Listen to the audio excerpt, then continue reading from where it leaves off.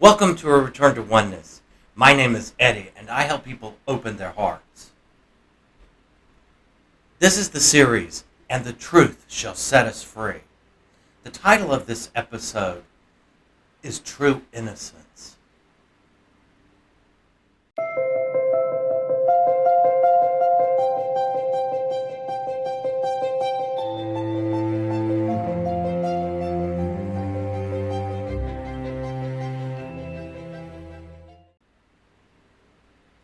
What is true innocence? I know that most people think that innocence means to be guiltless, and that certainly is the case. I'm not here to say that that is not true, but I'm here to take it deeper. What is true innocence? So for this episode, I would like for you to hear a paragraph that comes from Lesson 18 out of The Way of Mastery. Specifically, the way of transformation from the way of mastery. All of creation waits on your welcome, and herein lies the continuation of the theme which we have begun to speak with you about. All of creation waits on your welcome. Creation does not wait to swallow you. Creation does not wait to prove to you that you live in an unloving universe. Creation does not wait for you to be as a brick wall upon which you may hit your head. Creation does not wait upon you to scuttle your dreams and your plans. Creation is innocence. When most people think of the word innocence, they simply think it means guiltless or being without guilt. And this is certainly how the world defines it. However, in A Course in Miracles, it is written, "There is a child in you who seeks his father's house and knows that he is alien here. This childhood is eternal, with an innocence that will endure forever." Therefore, we were created innocent, and we remain innocent even unto this moment. For what God creates is like him, changeless. But what does this mean? Quite simply, it means we are as innocent today as we were the moment we arose in the mind of God. Furthermore, this means that innocence cannot be defined by guilt, because guilt does not exist in truth. For that which is real cannot be defined by that which is unreal. Thus, innocence must have a different meaning. And it does. In Merriam-Webster's dictionary, innocence is defined as blameless. Here is where it becomes truly interesting, because the word blameless is where the energy, the intention of innocence is found. Yet to truly understand what blamelessness is, we must first understand what blame is. The word blame carries the meaning to be responsible for something. In other words, when we blame another person for what we are either experiencing or feeling, we are quite literally declaring that the other person is responsible or to blame for what we are experiencing. And this poses three fundamental problems. First, when we blame others for our circumstances, we are also declaring that we are a victim. Second, we cannot claim to be a victim unless we have judged another for a perceived wrong. And third, when we blame another, we are denying our responsibility as the creator for all we see and experience. As such, we have turned our backs on the law of responsibility. Therefore, to be blameless is to not judge and to accept personal responsibility for our creations. Herein then lies the implication for innocence. For innocence is to have a mind free from making judgments, while recognizing responsibility for all feelings and experiences that arise. And it is for this reason that we are forever innocent. Why? Because in truth, our self, which is but love, knows not of judgment or of condemnation. For love only recognizes itself. Thus, it is one with its creations, because it knows it is responsible. Let's look at another passage from A Course in Miracles, where it is written, "Be innocent of judgment, unaware of any thoughts of evil or of good that ever crossed your mind of anyone. Now do you know him not, but you are free to learn of him, and learn of him anew. Now is he born again to you, and you are born again to him, without the past that sentenced him to die, and you with him. Now is he free to live as you are free, because an ancient learning passed away, and left a place for truth to be reborn." In other words, we are to be free of judgment. Until we relinquish judgment, we will continue to blame others for any slights we perceived as having occurred. Is it any wonder why most people cannot accept that they are innocent? How could they? For they believe innocence is to be guiltless. However, guilt cannot be fully released until its cause is identified and relinquished.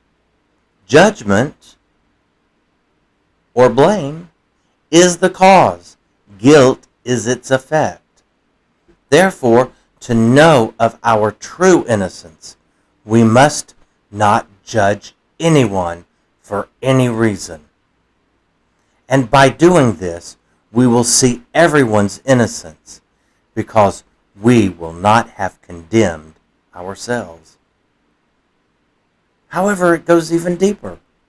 For true innocence and peace are the same thing. They are synonymous, because they carry the same meaning, the same intention. Thus, they carry the same energy. Remember that peace, like innocence, cannot be defined by an opposite. As such, peace is not the absence of conflict. Rather, it is a mind that is free of making judgments. Therefore, when we do not judge anyone or anything, we experience peace and know of our innocence. This then is our release. It is our freedom, because it is the perfect reflection of our true self. Innocence, like peace, is to have a mind that is free from judging. It isn't a mind that is free of judging just a little bit. It is a mind that is free from judging at all. God does not judge. I recognize that most of the people who will be watching this video were taught that God will judge us. Yet that is not what Jesus the Christ told us. And it is written in the very Bible that most everyone professes to believe. In the book of John, chapter 5, verse 22, it is written, And the Father judges no man. One more time. And the Father judges no man. God does not judge. We have also been told by Jesus the Christ not to judge. He could not have made it any clearer when he said, judge not. Judge not unless you are judged. Judge not. In truth, it isn't that we shouldn't judge. It is that we really cannot judge. Because in order to judge, we must believe that we are separate entities, that we are separate from our brothers and sisters, and from everything else in the world.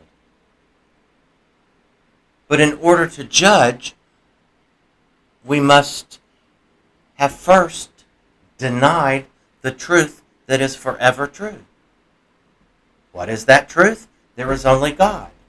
If there is only God, then there can be no judgment, because God would be judging against itself. When we judge, we are judging against ourselves because there is only God.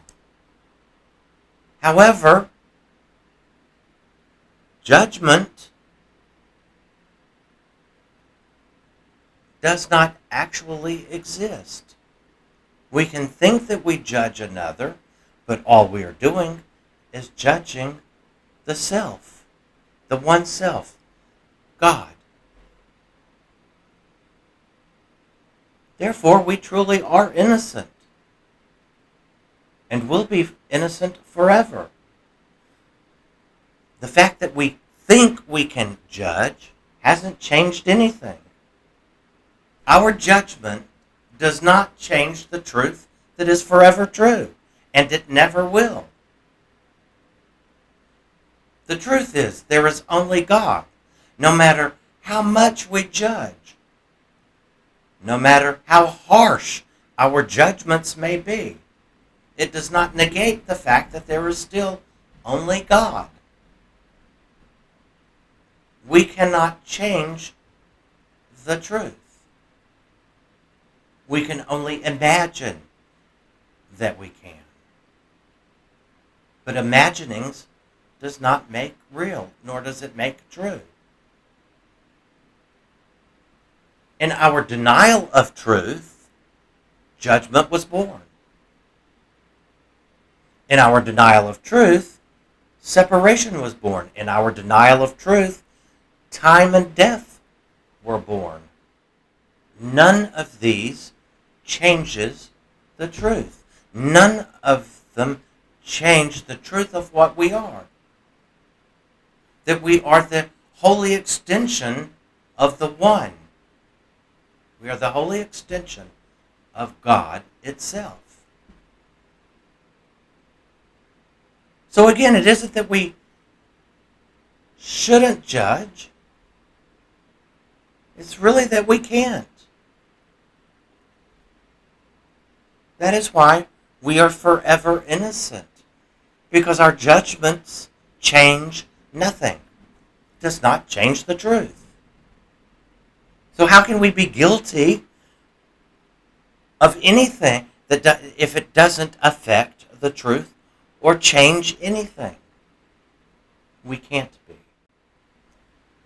Judgment is a cause. It is the cause. The effect is guilt. You cannot separate judgment and guilt, because you cannot separate cause and effect. It is why innocence is to be blameless.